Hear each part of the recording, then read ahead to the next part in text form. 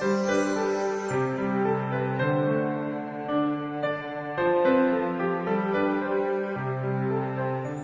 commence donc ce premier face-à-face immobilier. On va un tout petit peu modifier l'intitulé parce que nous, pas bulle, pas grand monde veut s'exprimer sur le sujet.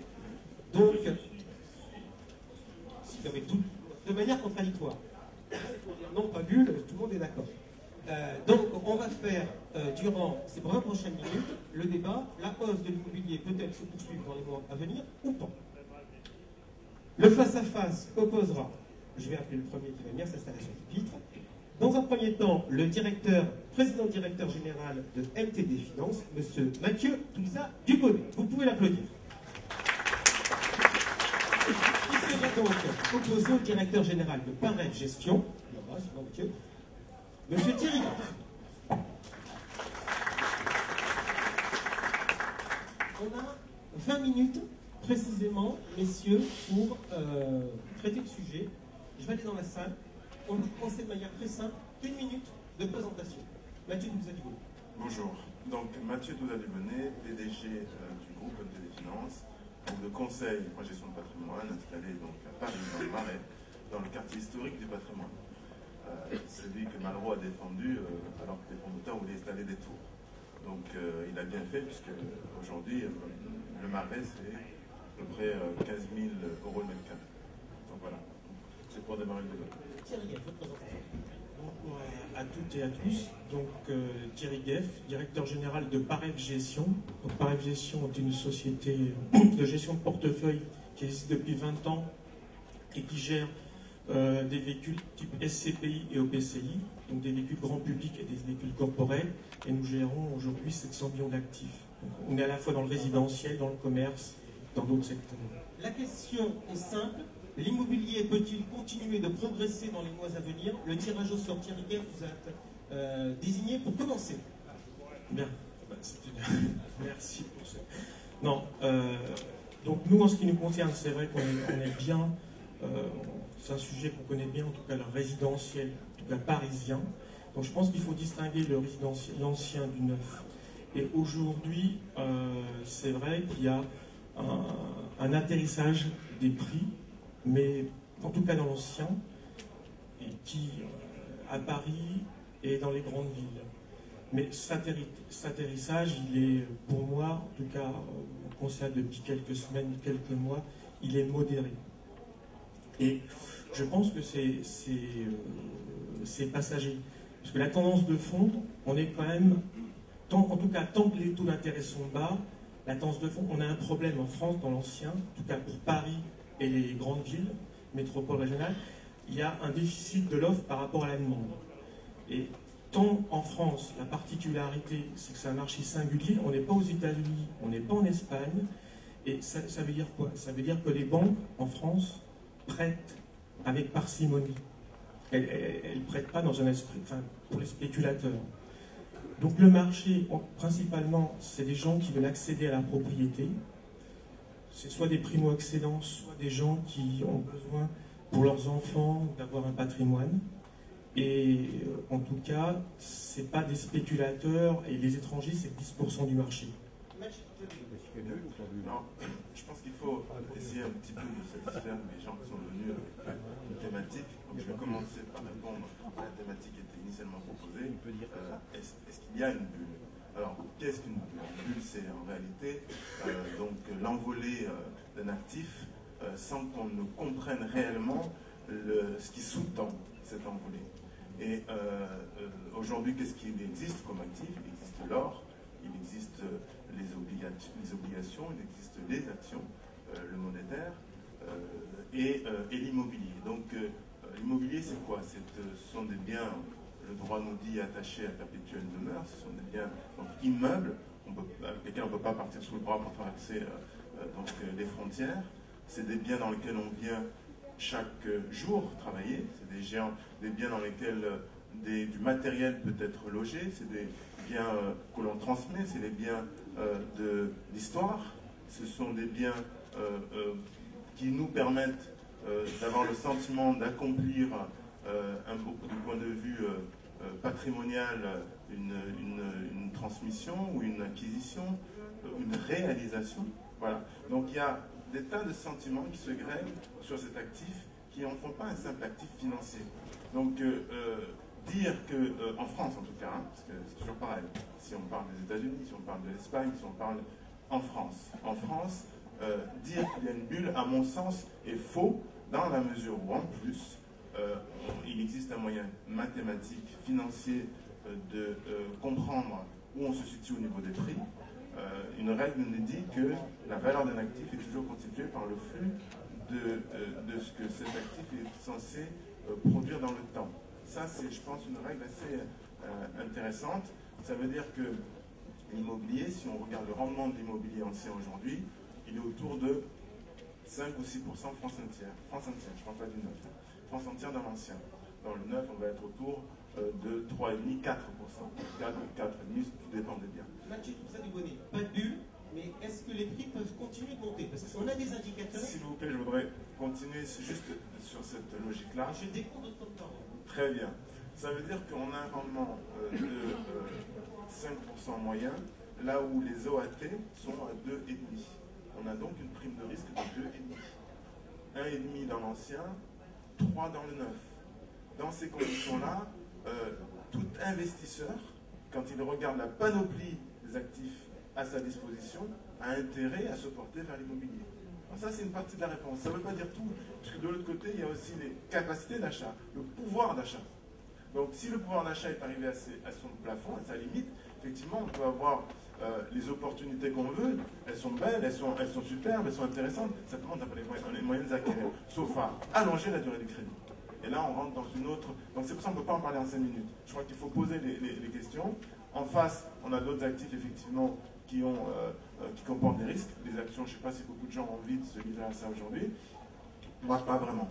Donc, je pense que si on fait le tour des actifs patrimoniaux existants, on ne peut pas considérer qu'il y a une bulle immobilière.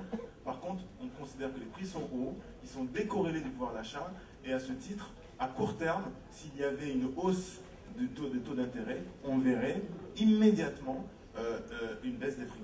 Mais à long terme, non. Voilà, est-ce que la réforme fiscale qui fait qu'à partir du 1er février prochain, les plus-values sur les investissements locatifs et les résidences secondaires seront plus lourdement taxées, puisque là maintenant passe de 15 ans à 33 ans, ça va pousser les gens à accélérer leur cession, 30 ans, ça va accélérer les gens à accélérer leur cession, quitte à faire une déconne sur le prix, donc pousser le prix de l'Europe. Nous sommes le 15 octobre aujourd'hui. Certes, je l'ai dit tout à l'heure, on s'est réveillé le 25 août avec le sentiment d'avoir vécu une sanction et on s'est posé des questions sur le droit de propriété. Mais quand même, je veux dire, on ne peut pas tout bouleverser tout simplement parce qu'on va perdre effectivement le droit au plus-value. Et puis, c'est court. Je compte déconseiller en tout cas, moi, aux investisseurs de céder leurs actifs sous prétexte qu'ils ont un fiscalité. Thierry Guéchet, vous avez bien 3 minutes de retard de temps. Merci. Non, pour votre dernière question, là, soit je veux dire, les gens ne se réveillent pas le 26 août ou le 24 ou le 25 août en disant bah, tiens, je vais vendre mon bien. Je veux dire, soit ils avaient l'intention de le vendre et ils passent à l'acte, ça peut accélérer le processus, soit ils n'avaient pas l'intention et attendez, aujourd'hui, la fiscalité, les 15 ans, elle date, donc en février, on va passer à 30 ans. Okay, mais les 15 ans, ils datent de 2004. Si on parle d'histoire, avant 2004, on était à 22 ans. Et avant 22 ans, il y avait 30 ans. Donc, je veux dire, la fiscalité, elle évolue. Donc les gens, en tout cas pour des résidences principales, c'est pas l'important. Le sujet, c'est évidemment pour du patrimoine locatif secondaire pour améliorer sa retraite. Là, c'est un sujet. Mais aujourd'hui, accélérer, vendre, c'est bien, mais pour investir dans quoi? Vous allez savoir quoi? Et il vaut peut-être mieux payer un peu plus de plus-value sur quelque chose de tangible. Il vaut peut-être mieux payer sur une plus-value de 100, payer 10 ou 20 que 0. D'accord, c'est moins bien que 0, mais par contre, ou avoir ses yeux pleurer en constatant des moins-values de moins 30 ou moins 40 sur le marché action. Donc la plus-value immobilière elle est tangible. Après, bon, il y a un curseur qui bouge. Je reste avec vous, avec un micro qui décidément a du mal. Donc non, monsieur, si vous voulez bien, non, parce qu'on est super après.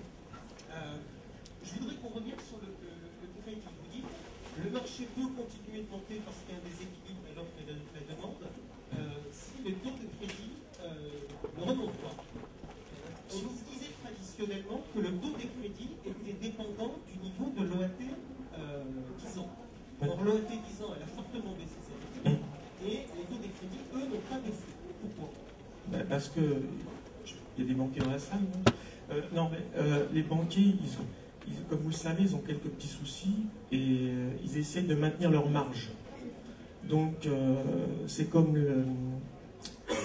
les pétroliers à la pompe, ils ont des temps de réaction assez longs et là, ils sont en train de reconstituer leur marge. Mais, ils reconstituent leur marge, mais ils font payer à leurs clients leurs difficultés de financement. Bon, on peut l'interpréter comme ça, mais bon, moi je ne suis pas dans le secret des dieux des banquiers, mais en tout cas, ce qui est clair, c'est qu'ils ont des temps de réaction et des temps de latence assez longs. Mais globalement, le taux du crédit, il est quand même bas. D'accord. Niveau fiscalité maintenant, le gouvernement rabote à nouveau les avantages fiscaux de l'immobilier. Est-ce que ça risque de peser sur les prix? Quel prix? Les prix anciens ou les prix neufs? Les deux en général. Sur les prix de l'ancien, si on rabote, sur les prix du neuf, si on rabote à un tel niveau que l'incitation n'existe plus, on va avoir des promoteurs qui vont liquider leur stock.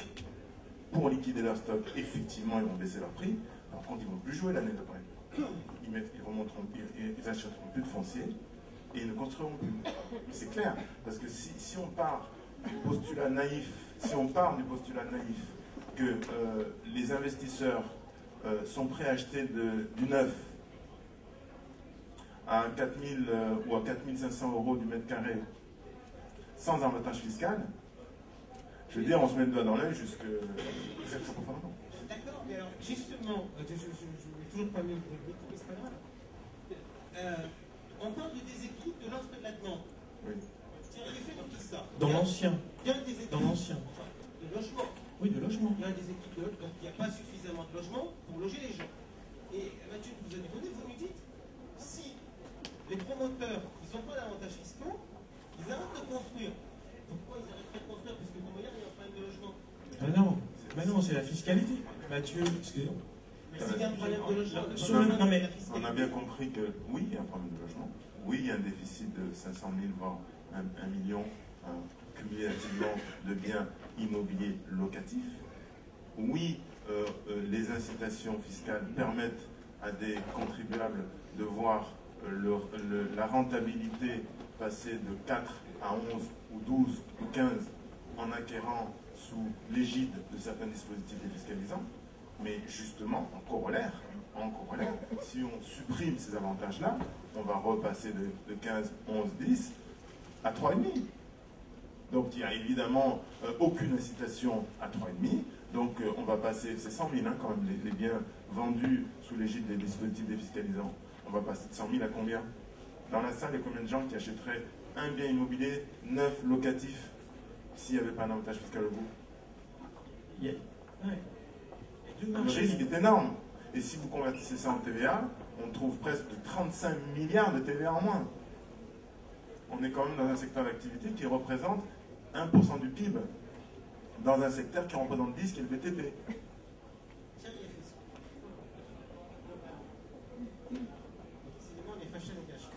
Allô? Oui, non, globalement, oui, il y a le déficit global, mais après, comme on l'a dit, il y a l'ancien et le neuf. Le neuf, en France, ne marche que grâce à la fiscalité. D'accord, mais le problème, c'est que le déficit, si en ancien, il n'y a pas suffisamment de logements, on ne peut pas construire un logement ancien. On sait construire un logement neuf. Oui, mais d'accord. Mais l'ancien, si vous voulez, apparaît. C'est une tautologie. Bonne tautologie. On peut réhabiliter, ouais. Mais. Plus compliqué. On revient donc sur le thème de la fiscalité, mais sur le thème des prix. Donc vous dites que si on sort la fiscalité, il y aura un effet à court terme immédiat. Et en revanche, il y aura un effet à long terme sur la taxation. Est-ce qu'il y a un lien entre les prix d'anciens et les prix neufs? Oui, il y a un croisement qui se fait à un moment donné, mais pas immédiatement. Le soubassement du prix du neuf, il est fonction du prix du pétrole, il est fonction du prix des matériaux, il est fonction du prix du foncier, du prix de la main-d'œuvre. Donc il y a plusieurs facteurs qui vont jouer sur le prix du neuf, alors qu'il y a un facteur d'emplacement et l'emplacement dans le prix de l'ancien. Mais sur le neuf, il y a une particularité avec la fiscalité. Là, par contre, là pour moi, alors je sais que ça ne plaît pas à certains de mes confrères, mais il y a une tendance quand même de monter les prix. Ils sont pas des notions de bulle. La fiscalité, c'est que les gens achètent, ils achètent pas de l'immobilier, ils achètent de la fiscalité. Et les promoteurs, ils ont tendance à monter les prix.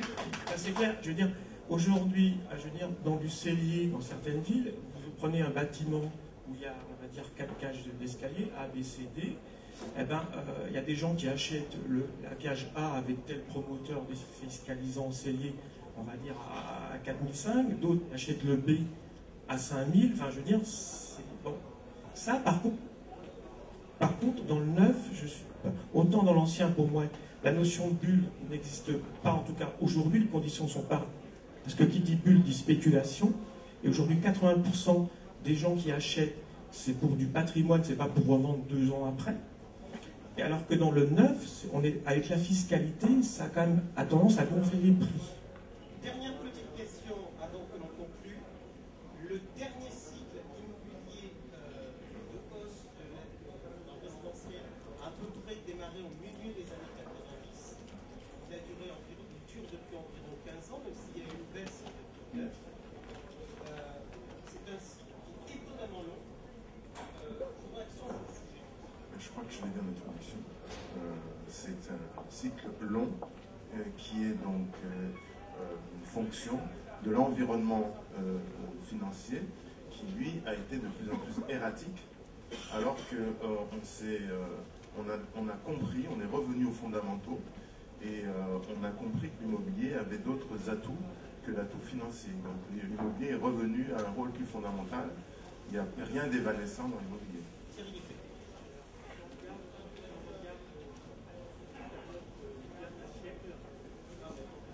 Immobiliers sont de 7 ans. Et celui-là, vraiment, il est anormalement long. Mais comme l'a dit Mathieu, aujourd'hui, les gens, ils ont besoin de repères. Et l'immobilier fait partie des fondamentaux, comme c'est quelque chose de tangible, qu'on peut toucher, il y a un affect. Et on comprend ce que c'est. On peut comprendre. C'est pas compliqué. On sait ce que c'est. Alors que les produits qu'on trouve, d'autres classes d'actifs, les actions, les obligues, plus des actifs exotiques, je veux dire, on ne comprend pas toujours ce qu'il y a derrière. En tout cas, c'est pas palpable. Donc, je crois que je l'ai dit, en prenant l'immobilier en fondamental et donc en établissant un horizon de placement long, on ne peut pas se tromper avec cet actif dès lors que l'emplacement a été choisi avec discernement et qu'il répond aux objectifs personnels qu'on s'est fixés. Ce n'est pas qu'un placement financier. Exactement. L'immobilier, on s'inscrit dans le long terme. On n'achète pas un lundi pour revendre le mercredi. Donc ça, on est dans des tendances longues. Ça fait sens dans le long terme. Et l'emplacement, règle numéro 1. Règle numéro 2, l'emplacement. Règle numéro 3, l'emplacement. Ça, c'est quelque chose de...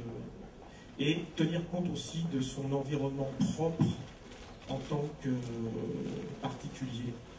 Mais surtout, voir quand même ses actifs. Enfin, voir. Parce que acheter sans voir, pour moi, ça ne fait pas de sens. Et ça a quand même, qu'on le veuille ou non, il y a un côté affectif. Bien. Maintenant, la règle du jeu est simple. Vous allez lever la main. Quels sont ceux dans la salle qui croient que les prix de l'immobilier vont continuer de monter? Ou à long terme? À court terme. Quels sont ceux qui croient que les prix de l'immobilier vont à court terme refluer?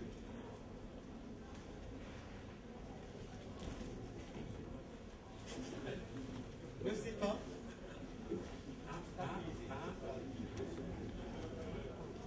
Bon, la majorité est à la baisse. Merci messieurs d'avoir exprimé cette face à face. Vous pouvez les applaudir.